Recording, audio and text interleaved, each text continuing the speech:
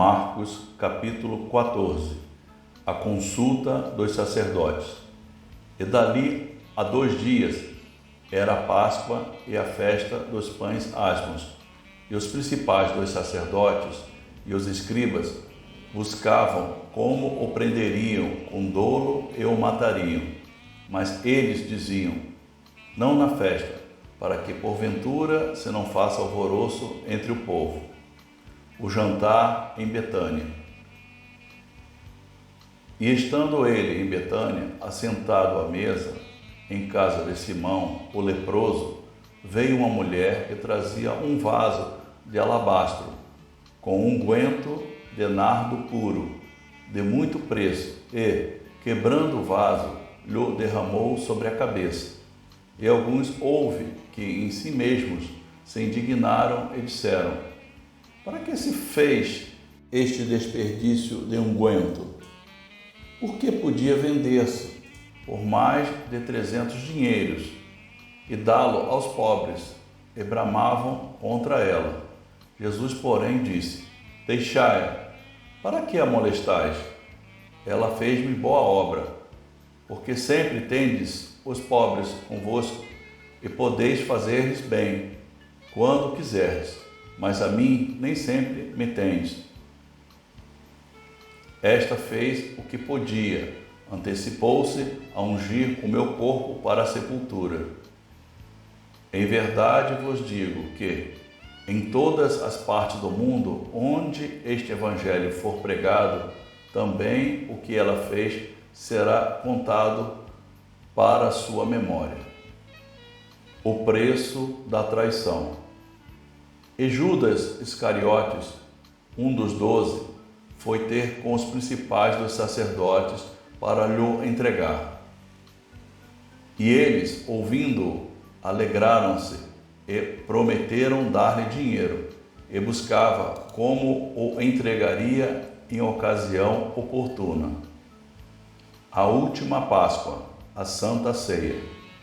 E no primeiro dia da festa dos pães asmos, quando sacrificavam a Páscoa, disseram-lhe os discípulos: aonde queres que vamos fazer os preparativos para comer a Páscoa? E enviou 2 dos seus discípulos e disse-lhes: ide à cidade, e um homem que leva um cântaro de água vos encontrará. Segue-o. E onde quer que entrar, dizei ao Senhor da casa: o mestre diz: onde está o aposento em que hei de comer a Páscoa com os meus discípulos? E ele vos mostrará um grande cenáculo, mobilado e preparado. Preparai-a ali. E saindo os seus discípulos, foram à cidade, e acharam como lhes tinha dito, e prepararam a Páscoa. E chegada a tarde, foi com os 12. E quando estavam assentados a comer, disse Jesus: em verdade vos digo que um de vós que comigo come há de trair-me. E eles começaram a entristecer-se e a dizer-lhe um após o outro: porventura sou eu, Senhor? E outro: porventura sou eu, Senhor? Mas ele, respondendo, disse-lhes: é um dos 12, que mete comigo a mão no prato. Na verdade, o Filho do Homem vai, como dele está escrito, mas ai daquele homem por quem o Filho do Homem é traído. Bom seria para o tal homem não haver nascido.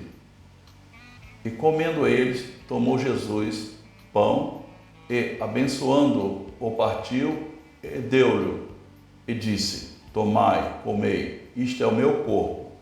E tomando o cálice e dando graças, deu-lhe, e todos beberam dele. E disse-lhes: isto é o meu sangue, o sangue do Novo Testamento, que por muitos é derramado. Em verdade vos digo, que não beberei mais do fruto da vide, até aquele dia em que o beber novo, no reino de Deus. E tendo cantado o hino, saíram para o Monte das Oliveiras. Pedro é avisado. E disse-lhes Jesus: todos vós, esta noite, vos escandalizareis em mim, porque escrito está: ferirei o pastor e as ovelhas se dispersarão. Mas depois que eu houver ressuscitado, irei adiante de vós para a Galiléia. E disse-lhe Pedro: ainda que todos se escandalizem, nunca, porém eu. E disse-lhe Jesus: em verdade te digo, que hoje, nesta noite, antes que o galo cante 2 vezes, 3 vezes me negarás. Mas ele disse com mais veemência: ainda que me seja necessário morrer contigo, de modo nenhum te negarei. E da mesma maneira diziam todos também. Jesus em Getsêmani. E foram a um lugar chamado Getsêmani, e disse aos seus discípulos: assentai-vos aqui, enquanto eu oro. E tomou consigo a Pedro e a Tiago e a João, e começou a ter pavor e angustiar-se. E disse-lhes: a minha alma está profundamente triste até a morte. Ficai aqui e vigiai. E tendo ido um pouco mais adiante, prostrou-se em terra e orou para que, se fosse possível, passasse dele aquela hora. E disse: Abba, Pai, todas as coisas te são possíveis. Afasta de mim este cálice. Não seja, porém, o que eu quero, mas o que tu queres. E chegando, achou-os dormindo, e disse a Pedro: Simão, dormes? Não podes vigiar 1 hora? Vigiai e orai, para que não entreis em tentação. O espírito, na verdade, está pronto, mas a carne é fraca. E foi outra vez e orou, dizendo as mesmas palavras. E voltando, achou-os outra vez dormindo, porque os seus olhos estavam carregados e não sabiam o que responder-lhe. E voltou 3ª vez e disse-lhes: dormi agora e descansai. Basta, é chegada a hora. Eis que o Filho do Homem vai ser entregue nas mãos dos pecadores. Levantai-vos, vamos, eis que está perto o que me trai. Jesus é preso.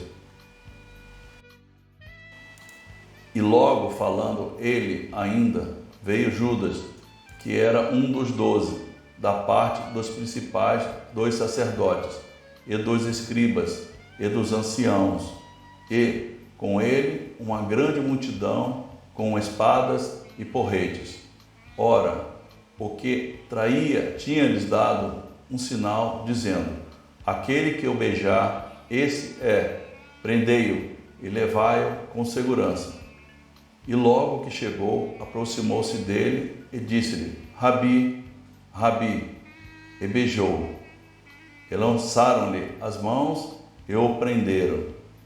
E um dos que ali estavam presentes, puxando da espada, feriu o servo do sumo sacerdote e cortou-lhe uma orelha. E respondendo Jesus, disse-lhes: saístes com espadas e porretes a prender-me, como a um salteador? Todos os dias estava convosco, ensinando no templo, e não me prendeste. Mas isto é para que as Escrituras se cumpram. Então, deixando-o, todos fugiram. E um jovem o seguia, envolto em um lençol sobre o corpo nu. E lançaram-lhe as mãos, mas ele, largando o lençol, fugiu nu. Jesus perante o sinédrio.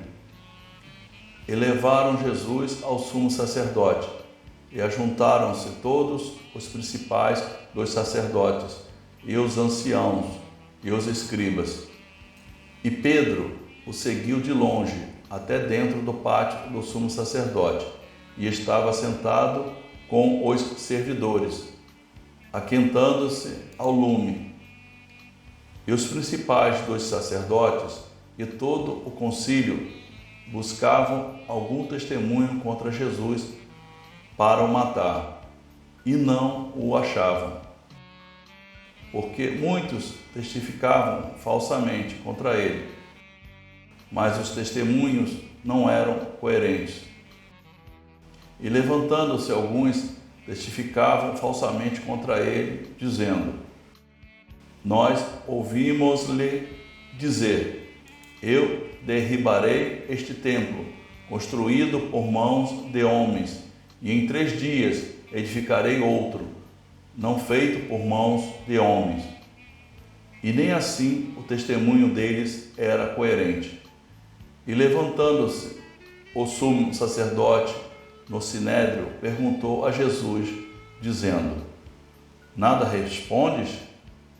Que testificam estes contra ti? Mas ele calou-se e nada respondeu. O sumo sacerdote lhe tornou a perguntar e disse-lhe: és tu o Cristo, filho do Deus bendito? E Jesus disse-lhe: eu o sou, e vereis o Filho do Homem assentado à direita do Todo-Poderoso e vindo sobre as nuvens do céu. E o sumo sacerdote, rasgando as suas vestes, disse: para que necessitamos de mais testemunhas? Vós ouvistes a blasfêmia. Que vos parece? E todos o consideraram culpado de morte.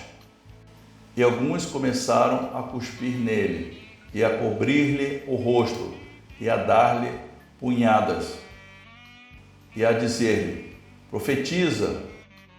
E os servidores davam-lhe bofetadas. Pedro nega a Jesus. E estando Pedro embaixo, no átrio, chegou uma das criadas do sumo sacerdote. E vendo a Pedro, que estava se aquentando, olhou para ele e disse: tu também estavas com Jesus, o Nazareno. Mas ele negou-o, dizendo: não o conheço, nem sei o que dizes. E saiu fora ao alpendre, e o galo cantou. E a criada, vendo outra vez, começou a dizer aos que ali estavam: este é um dos tais. Mas ele o negou outra vez. E pouco depois, os que ali estavam disseram outra vez a Pedro: verdadeiramente, tu és um deles, porque és também Galileu. E ele começou a imprecar e a jurar: não conheço esse homem. De quem falais? E o galo cantou 2ª vez. E Pedro lembrou-se da palavra que Jesus lhe tinha dito: antes que o galo cante 2 vezes, 3 vezes me negarás tu. E retirando-se dali, chorou.